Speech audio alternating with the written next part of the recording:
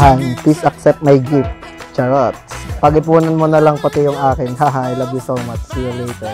Honey, salamat. Babawi ako sa'yo.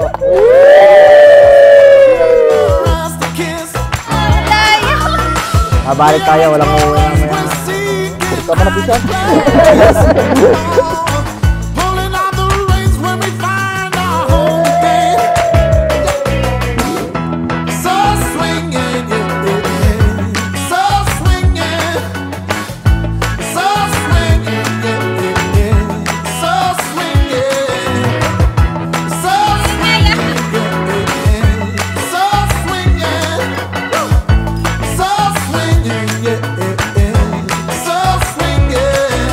Jomar, bukal ba sa iyong loob ang iyong pagparito upang makaisang dibdib si Minette Elizabeth na iyong pakamamahalin at paglilingkuran habang buhay?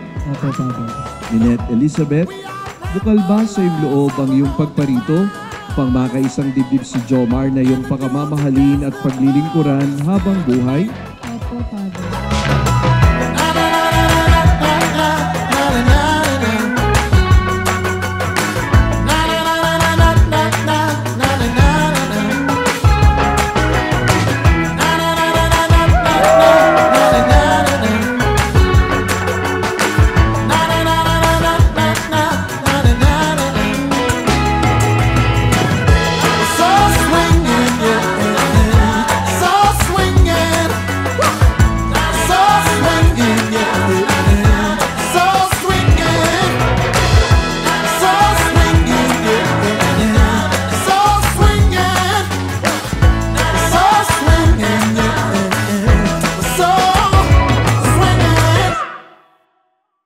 Han, kapag tinatanong ako or tayo kung paano tayo nagsimula, palagi kong sagot ay una kitang nakita sa Joseph Mariano Youth Year 2012.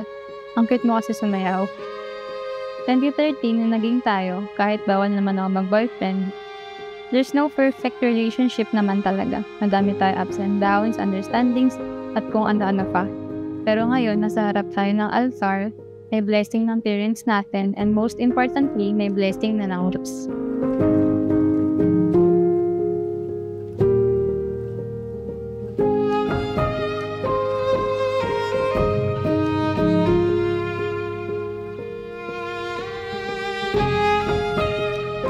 Jomar at Minette Elizabeth, ang pattern, ang modelo ng pagmamahalan ninyo ay kung papaano tayo minamahal ng Diyos. Kung ang pagmamahal sa atin ng Diyos ay tapat, dapat din kayong maging tapat. Kung ang pagmamahal sa atin ng Diyos ay walang kondisyon, magmamahalan din kayo ng walang pinipiling panahon. Sabi nga, for better or for worse.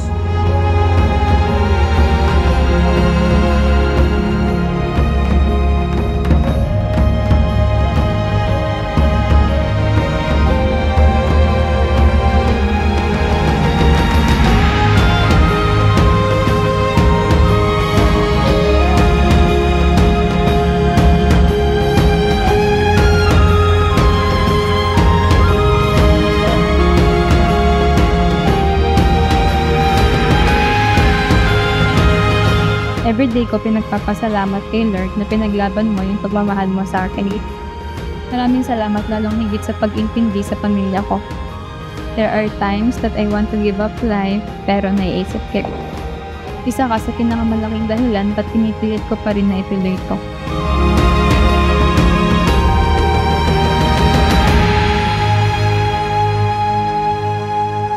Heavenly Father, as we prepare to enter into this sacred moment today, we pause to acknowledge your presence. Thank you for the love that has brought Jomar and I together, and for the journey that led us to this day. Thank you for the blessings of today and the future that lies ahead. We trust in your guidance and love. I never knew it was you. Nung una itang makita 2013, sabi ko agad sa sarili ko na itong babaeng ito, napakasimple at napaka-senta niyang babae. Karespeto at napaka-ayos niyang babae. Napaka-starte ko kasi ikaw yung binigay sa akin, Lord, para alagaan, protektahan at mahalin ako ng buhay. For 1,000 more, it's better now. Ngayon, officially, Mrs. Karandang na ako. Wala ako ipapangako, pero gagawin ko ang best ko para hindi ka magsisi na pinaglaban at inihirap mo ako sa altar. It's better now. Halo, pagbara. Hindi po kasi bagay sa akin yung magat kong kasal po. Ganun ko po siya kamahal. Sana magustuhan mo itong gift ko para sa'yo. Kung ganong kakinang nito, ganun din yung pagmamahal ko sa'yo. Ingatan at alagaan mo sana ito. I love you. Heart that's cold. Ani, bilang maging iyong asawa at kasama habang buhay, aalagaan kita at mamahalin hanggang pagtanda. Pangako, hindi ako gagawa ng ikasisira ng ating bubuhay pamilya. It's better now with you. It's better now with you. It's better now. Ang pangako ng inyong pagmamahalan ay magkasama ninyong pagtutulungan. Ang tungkulin na inyong haharapin, ang mga pagsubok na inyong daraanan, natural naman yan. Kahit tanungin ninyo ang inyong magulang, ang inyong ninong at ninang, pero huwag kayong matakot. Bakit? Kasama ninyo si Jesus. Yan ang maganda sa kasal sa simbahan. It's better now.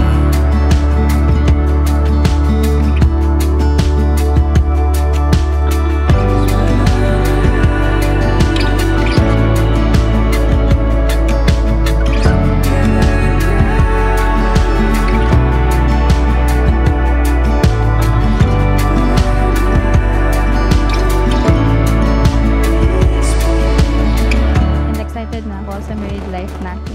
Palagi ako nandito para sa'yo kahit mandita ako at times. And I vow to be your partner in all things. Congratulations to us. I love you so much. Love was the thing I was waiting for.